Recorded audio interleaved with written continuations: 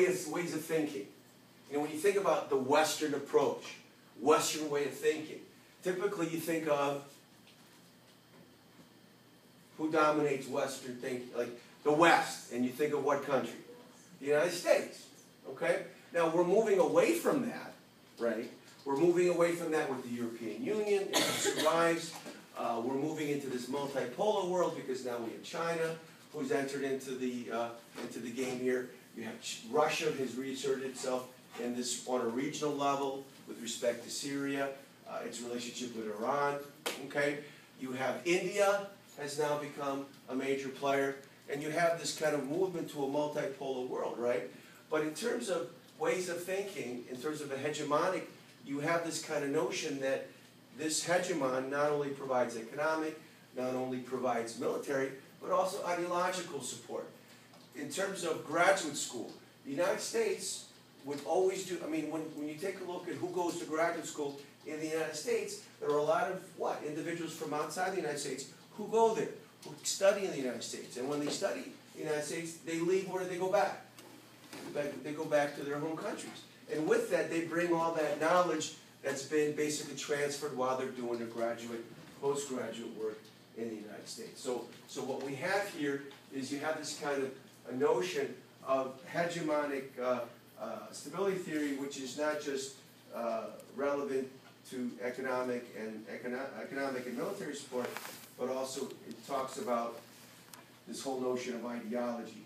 Kind of draws from Gramsci's kind of concept of intellectual hegemonic theory, which I don't really get into in this class, but I do so more so in the IPE class. Okay.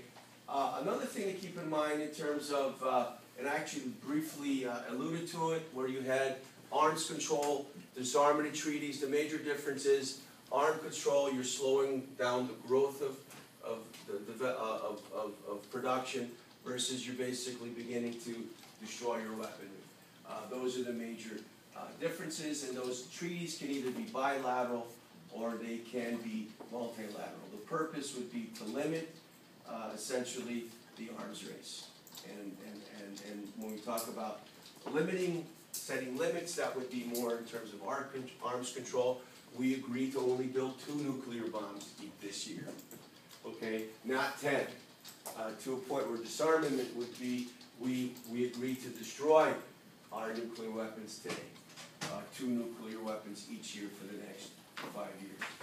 Then of course you have to pay attention, you have to have verification, you have to have people going from that are representing each of these respective countries that enter into these agreements. They have to go and they have to make sure that everybody's doing what they said they're going to be doing.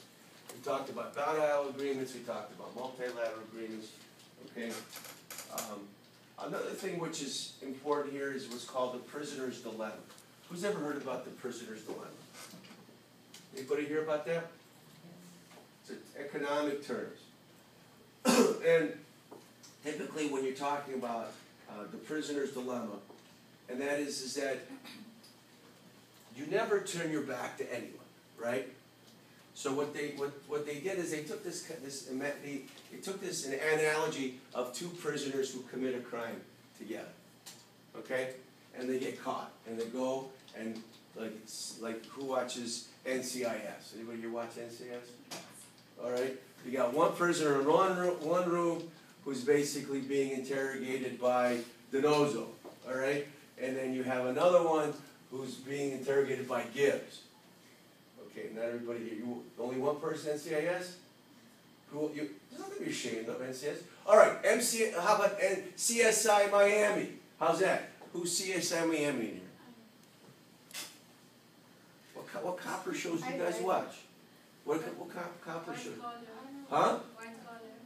Oh, I didn't see. I've never seen one copper. Because my kids are into NCIS Miami, and I'm into CIS Miami.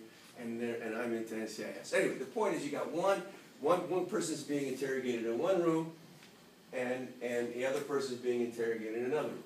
And the question is what does prisoner 1 think prisoner 2 is saying, and what does prisoner 2 think prisoner 1 is saying? Are they all going to are they going to agree to the story that they agreed to tell, Or will one basically flip against the other and get a better deal? That's the prisoner's dilemma. You really, really don't know. You guys got it? That's the logic here. So the question now becomes, in terms of the likelihood of cooperation.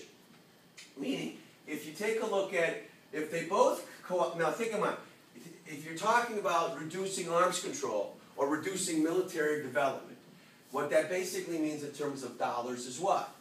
Okay, you have less dollars, less money is going to be allocated to building weapons, which means what? More money will be free to spend somewhere else. Do you see? Because a country can only spend the money that it earns, right? Or I guess you can get loans from other countries and you can get subsidies and so forth. But let's just say you basically have so much money that you can allocate through tax revenue to spend on whatever you want to spend on, right? And if you're spending it on weapons, that means less money to spend somewhere else, on education, on subsidies to senior citizens, whatever. Which means, but if you're not spending it, then you have more money to spend on these kind of social welfare kind of projects. Now, so typically what happens is, if both countries cooperate, they have more money for domestic spending because they agree that these two countries enter into an agreement that says, okay, we will only spend X amount of dollars on military spending this year. The question is will they follow through? That's the prisoner's dilemma. Well, if they both agree to cooperate, now keep in mind, in a realist world, everything is cool as long as both agree. But what if one cheats? That means they have more, if more money spending on military hardware means they become more powerful and therefore they become stronger and the other country becomes weaker and then is susceptible to some form of attack. You guys with me so far? Okay, so the question now, you don't really know whether they're honoring their commitment until after it's, you don't really know until it's too late, right? Until after the year's gone. When your observers go to determine whether or not they followed through. So what we're saying here is if both cooperate, okay, they have more money. Okay, they have more money to spend on domestic. If they both defect, okay, if they both cheat, all right, they have to spend less money on domestic issues and more money on military weaponry. Okay, so they wind up being worse off. They both wind up being worse off. Now let's take a look at that concept. When did we finish class? 12:15? Okay. So they both cooperate, they're basically 2 and 2. If one basically defects and one cooperates, what happens? Okay, one is much better off than the other one, which means now this person is susceptible to attack. Versus if the other one defects and the other one cooperates, then what happens? They're worse off, right? But since neither one trusts each other, what's going to happen? They're going to both cheat and they're both worse off. So the prisoner's dilemma is because of this concern about whether or not cooperation will occur, okay, they're both going to cheat, right?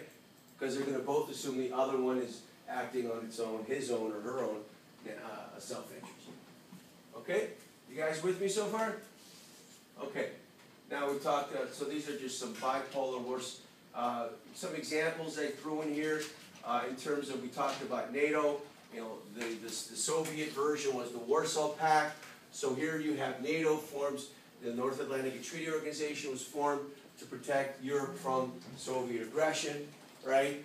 At the same time, the Soviets looked at what the fact that NATO was formed, so they formed their own pact, right? And that was called the Warsaw Pact, which consisted of Hungary, Poland, the Czech Republic, okay, which interestingly enough, or Czechoslovakia, which interestingly enough are now what? Members of NATO, right? I mean, the Czechoslovakia became Czech Republic and Slovakia, right? First it was called the Slovak Republic, now they call themselves Slovakia, okay? So typically you have, so here you have this Warsaw Pact, we can skip there. So again, future of multipolarity, that we'll finish off with this, and that is now these are the major players today. You have India, and you have Brazil, Japan clearly has always been a power, but maybe perhaps now they're having some issues.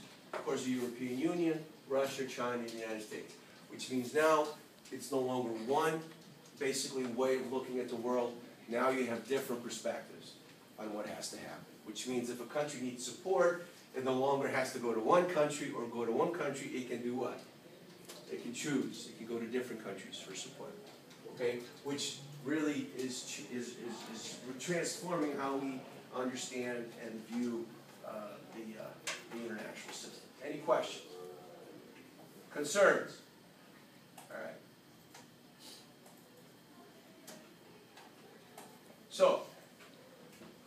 So now we talk about the globalization of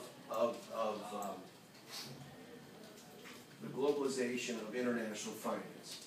Now, you take a globalization course. Globalization can mean different things to different people.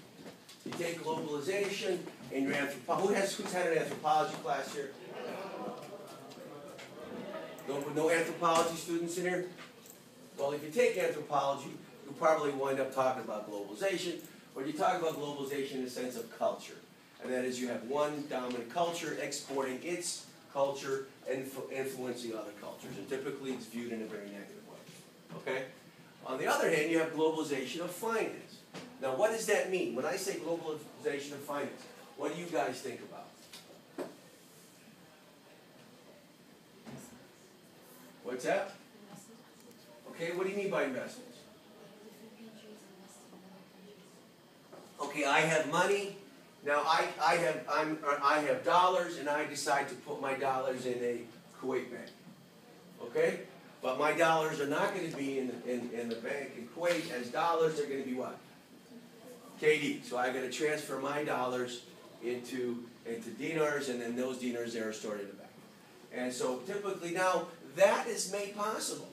You take, or if I earn, and my paycheck here is in dinars, it gets sent to NBK. From NBK, I want to send it to my parents, to my mom or dad. I can wire my money very easily. All I got to do is sit in front of my computer, press a couple of buttons, and whatever I want to wire from NBK to, let's say, the credit union that I have in the United States that my parents have access to, I can do the relatively easy. That's not only, it's not just in terms of our savings, it's also in terms of if I want to buy treasury notes, you know, in one country, I can go in and do what? I can take my dollars, I can basically go exchange my dollars, whatever the currency is, and I can buy treasury bills in another country. I can do that today. Okay? So if I want to open up a factory in Morocco, like Nissan, well, not Nissan, Renault. Nissan is Japanese. Renault. I basically go in and I can basically either purchase the land or get the land as a lease. Okay, build my factory, put together my production plant, and then begin to produce cars for Renault, which can be distributed in the Middle East. Right? That's what globalization. The ability to make this more, the ability to lower the transaction cost of doing this, okay, is really what globalization has enabled us to do. Now, the engine behind this globalization is what? The globalization of finance. That is the money. The ability to money to go from one place to another relatively easily, okay, is really what has basically enabled globalization to get a foothold in the world today. Okay, so in terms of what they talk about is typically, you know, if you're interested in this kind of stuff, we study this stuff in our IPE class, International Political Economy, which is the course that I teach. And what that basically talks about is that we've internationalized our financial systems. That is, each country has its own domestic financial rules and regulations. However, countries have banded together and they've adopted a certain kind of standard, okay, which allows the transfer of the flow of capital from one country to be done relatively easily, okay? And one of the things which is very important is this issue of the exchange rate. Excuse me for 1 second here. Excuse me for 1 second.